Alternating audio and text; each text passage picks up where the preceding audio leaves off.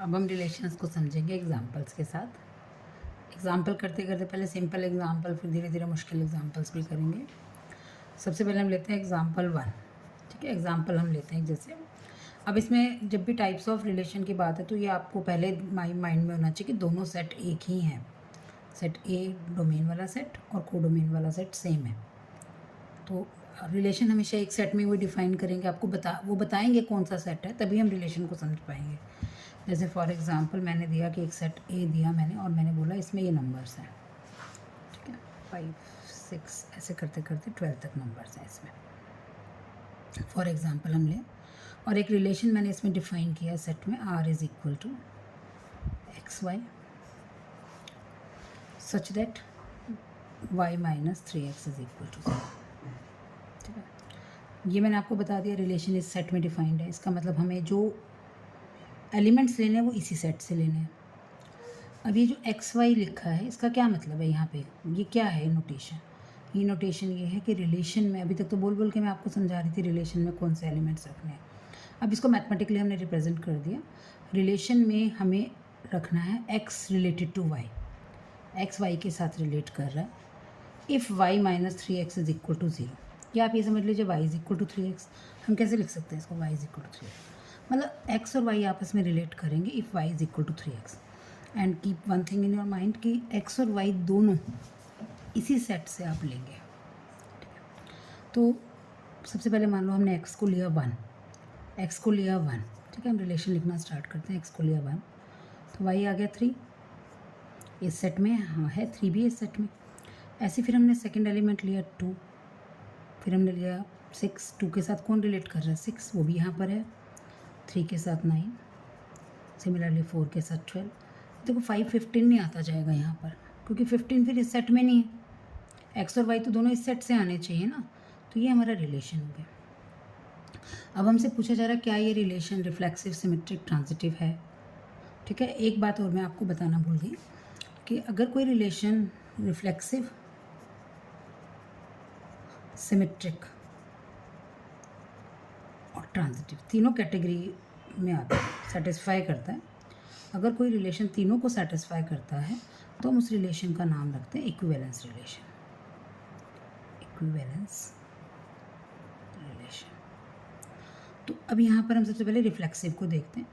अगर रिलेशन इस सेट में डिफाइंड है तो रिफ्लेक्सिव का मतलब है उसमें हर एक एलिमेंट खुद से रिलेट करें, मतलब 1,1, 2,2, 3,3, 4,4 अप टू 12,12 सभी इसके अंदर होने चाहिए, सभी। यहाँ तो एक भी नहीं है। तो अगर हम जहाँ पे हम लिखेंगे कि ये नहीं है, ठीक है, मैंने चेक किया रिफ्लेक्सिव है या नहीं है, तो मैंने बोला नॉट रिफ्लेक्सिव। अब नॉट रिफ्लेक्सिव का प्रूफ थोड़ी ना दूंगी मैं, एक एग्जांपल दे दूंगी कोई भी। Disproving is always by an example, तो हम एक एग्जांपल दे रहे हैं। हमने जैसे मेरे को पसंद आया 2,2, मैंने बोल दिया 2,2 क्योंकि रिलेशन में नहीं है, therefore it is not reflexive. ठीक है, therefore it is not reflexive.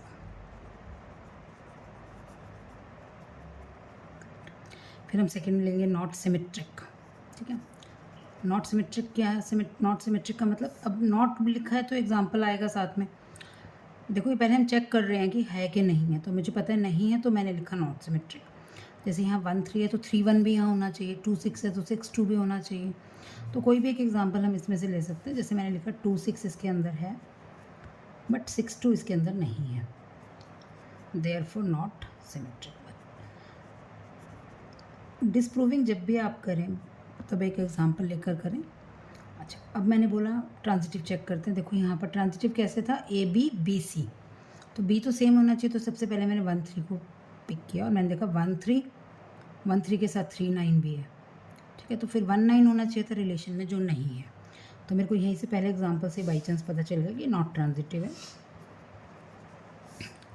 Not transitive में फिर हम एक एग्जांपल देंगे 1 3 एंड 3 9, दोनों रिलेशन में है बट 1 9 रिलेशन में नहीं है, देयरफॉर नॉट ट्रांजिटिव। तो इस तरह से हमने पहले एक रिलेशन लिख लिया अपने फॉर्म में,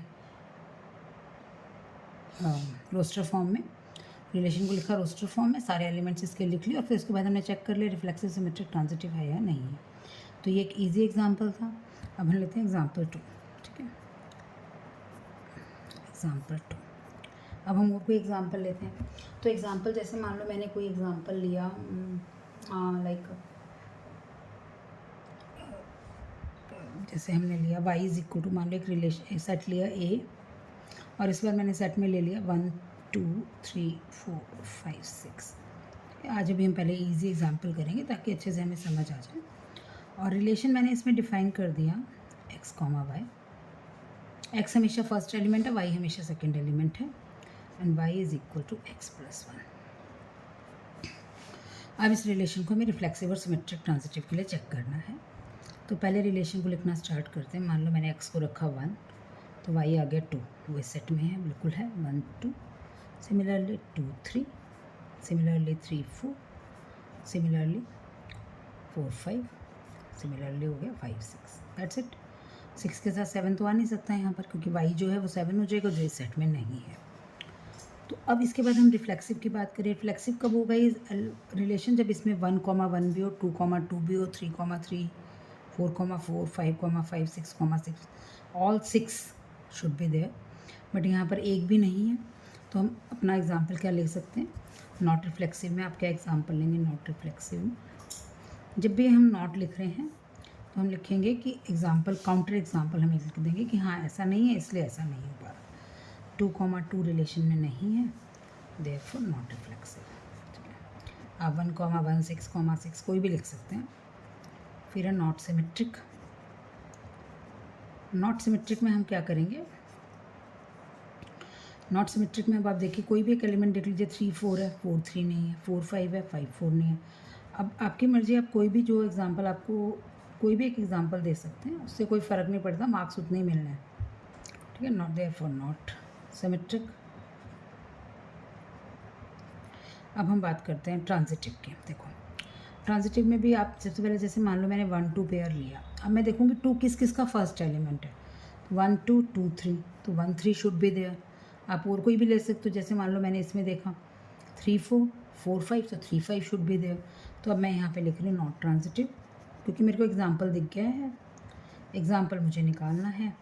नॉट ट्रांजिटिव में आ गया 3 4 आर में है, 4 5 आर में है, बट क्या 3 5 does not belongs to R, therefore not transitive. तो इस तरह से हमने अपनी बात को कह दिया कि ये इस वजह से नहीं है। अब ये एग्जांपल हमारे को, ये मैंने लिए थे 2 इजी एग्जांपल। अगले वीडियो में फिर हम अगले एग्जांपल्स लेंगे। एग्जांपल धीरे धीरे हम करते जाएंगे और धीरे धीरे डिफ़िकल्ट एग्जांपल्स की तरफ जाएंगे।